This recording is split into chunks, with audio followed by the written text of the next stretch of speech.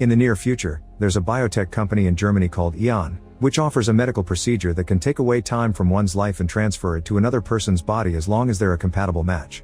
Thanks to this technology, people in dire need of money can sell as many years of their lives as they want, which makes their bodies age quickly. In contrast, the person that buys the time gets their youthful looks restored, which means rich people are pretty much immortal. Usually only poor people that are desperate to improve their living conditions agree to sell their time, although Eon always promotes it as a choice and a donation.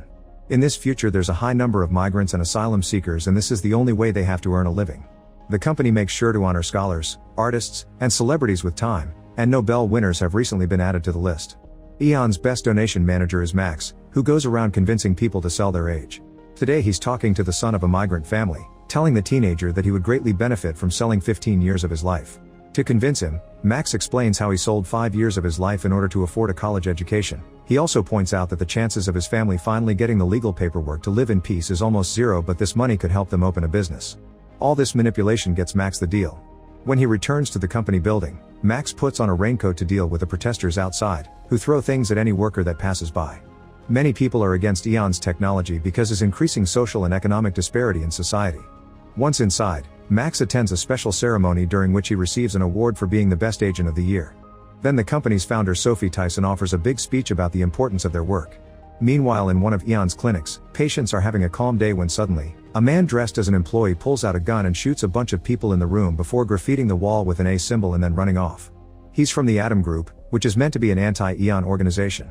They use terrorist activities to stop the company and kill people in the name of saving society. Later, Sophie together with her guards Kaya and Novak are watching a video sent by Atom's leader Lilith, who promises more chaos is coming.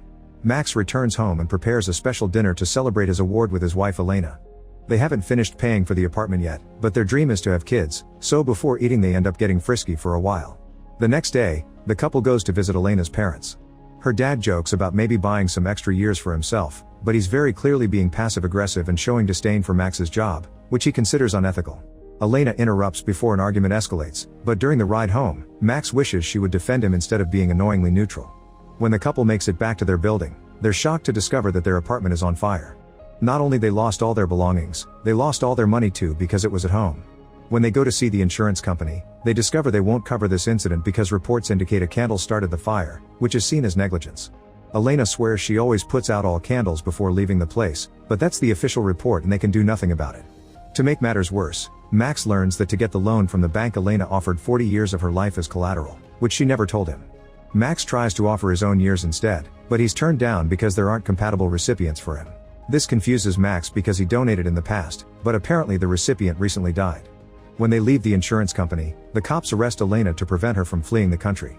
Max swears he'll get the money to pay the bank in some other way and goes to see Sophie to explain his situation, getting Sophie to promise she'll see what she can do. Afterward, Sophie has a meeting with the company's shareholders, who are tired of wasting resources on checking for compatible DNA because it means some people may never get the chance to buy some extra years and genetic dispositions are very rare anyway. They call Sophie too biased. A few days later, Max's lawyer informs him there has been no news from Sophie and that she's ignoring their calls. With no other choice, Max goes to the clinic and tries to visit Elena, but they tell him he has to wait until the procedure is over. Losing his mind, Max runs into the other rooms to try to reach his wife, but he's tackled down by Kaya and her team. Meanwhile, Elena's prepared for the procedure. Hearing a lawyer read the contract makes her finally snap and she begins struggling against the doctors, but she's given an injection that puts her to sleep and then she's connected to a machine that transfers 38 years to a person in another room whose face is hidden. Afterward, Max takes Elena home, but she doesn't say a word. During the following days, Elena's body starts to age quickly until she looks like an elderly woman and she can barely stand looking at herself in the mirror. Max and Elena's relationship becomes very sour and awkward, and although Max tries to comfort and support Elena, she becomes very distant. One morning, Max is called to the company and he learns that he has been given a promotion that includes a salary rise, but this is useless now. Furious, Max runs to try to talk to Sophie, but Kaya stops him from getting too close. Sophie ignores him and gets in her car, although Max notices she's starting to look younger. Later at home, Max is affectionate to Elena, swearing he still loves her, but Elena thinks it's pity and tells him to leave her alone. After Max leaves, Elena begins feeling a strange pain in her abdomen and rushes to the bathtub, where she starts bleeding. Meanwhile, Max goes for a walk and to have a beer at the park, where he's approached by a girl selling illegal uppers. Max quickly tells her off. A few hours later, Elena is in the hospital for her pain. Max is keeping her company and is shocked to learn that before the procedure, Elena had been pregnant, and today's bleeding had been a miscarriage because this old body can't have babies. Tired of this awkward life they've having, Elena makes Max take her to her parents' house, where she'll live from now on. Heartbroken, Max promises to find a way to reverse the procedure, but Elena's father tells him off, reminding him this is the system he helped to create. Desperate for a solution, Max finds the girl in the park and approaches her to demand information, knowing that the girl got her procedure from somewhere illegal because Ian would never make kids. The girl gives him a special contact that Max later calls, and he learns of an underground group that has been performing age transplant surgeries in the neighboring country of Lithuania. He's told to pick up a burner phone and fake passports in a shady neighborhood and that he needs to get hold of the recipient who has been given Elena's time. Afterward, Max hides in a hotel and makes plans to kidnap Sophie because he's sure her getting younger and refusing to help him wasn't a coincidence. For the next few days, he follows Sophie around until one afternoon. He finds his chance when he sees her alone in a cemetery with no guards in sight. After hiding his face, he approaches the now young-looking Sophie, who begins yelling for helping and running. Max catches up quickly and tases her until she falls unconscious. Then he paints an A on a grave to make it look like the Adam Group did this. Afterward, Max goes to pick Elena up at her workplace, asking her to trust him. Together they go to the abandoned building where he's keeping an illegal van and Sophie all tied up, but Elena thinks this is crazy and an argument ensues. Max convinces her to come along when he mentions this is the only chance to rebuild their lives and have a family. At the cemetery, Kaya and Novak investigate the situation and Novak uses the footage from security cameras to trace the car Max used. Everything was bought with a fake account, but Novak follows all the purchases until he traces the first one to Max's real account, so now they'll be looking for him. Novak wonders if they should call the cops, but Kaya refuses. By the time they make it to the abandoned building, the couple is already gone. While Elena and Max make their way to the harbor, Kaya and Novak prepare a new operation to catch them, this time with the help of the police. Novak explains how the couple met. Max had been assigned to Elena as her donation manager, but in the course of making the sale, they fell in love and got married. Novak admits he feels bad for desperate people, but Kaya calls him out and reveals she's actually 64 years old. She doesn't like modifying her body like this, but she does it for the job because she owes Sophie a lot. At the harbor, Max and Elena manage to get on a ship without much trouble, but they're caught on a security camera and Novak gets their location. Every few hours, Max checks on Sophie and brings her food and drinks. She's being kept inside a box with a bathtub, pretending to be cargo. In the evening, the couple watches a happy family and hopes for their own baby in the future. Suddenly a child mentions some funny lights at the shore, and Max and Elena come out to discover the police are waiting for them in Lithuania. Thinking fast, Max decides to use the family to their advantage. When the cops begin inspecting all the cars leaving the ship, Max's van comes out, but it's the family dad driving it under threat from Max. He pretends to be a delivery worker transporting a bathtub, but the cops get suspicious because he looks very nervous. They ask to see the back of the van, where Sophie and Elena are hiding inside the bathtub. The cops look at the box and demand the man to open it fully, and when the poor guy hesitates, they ask him why he's so nervous. Through a Bluetooth earbud connected to his phone, Max tells the guy to say that he's nervous because he's never been held at gunpoint before. The leader of the operation notices his officer isn't handling his weapon well and lets the driver go to avoid being called out for misconduct.